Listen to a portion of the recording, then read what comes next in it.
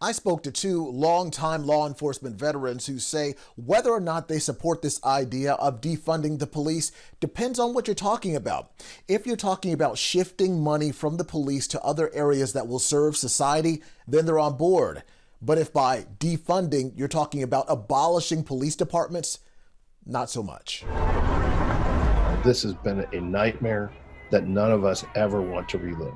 In discussing the best ways to ensure public safety, Jim Birch, president of the National Police Foundation, believes abolishing police departments would be a catastrophic mistake.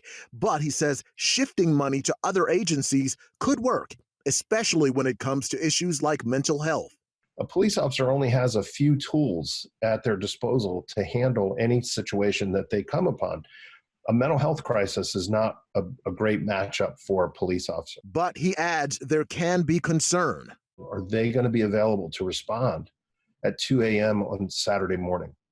Are they going to be able to respond on Sunday afternoon? If police officers are no longer responding to those calls, who's going to go and help that family that's in crisis? Because the last thing any of us want is to say, the police are no longer going to respond to these types of problems, and we're going to shift this amount of money to these organizations, only to find out that these organizations who now have this responsibility themselves say that's not enough money for us to do it. Now no one's doing it. Birch underscores that an overhaul of policing is needed. What we're really talking about here is fundamental change.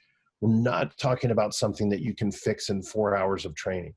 We're not talking about something that you can fix by giving a lecture to those who are currently out on the streets today. We're talking about a major fundamental change. The number one issue in policing today is police accountability. Patrick Oliver leads the criminal justice program at Cedarville University and served in law enforcement for more than 27 years. He says fundamental change comes down to the people.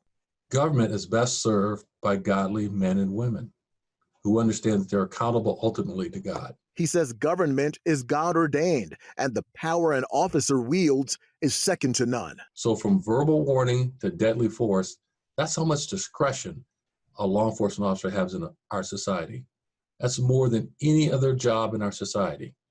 And this job is only for people who are honorable men that love truth, who will judge rightly, and who will do what is right. Oliver believes change starts with each officer, and that is the mindset he will have as he takes on an additional role. He has agreed to be lead consultant for the Ohio governor's new Office of Law Enforcement Recruitment. Eric Phillips, CBN News.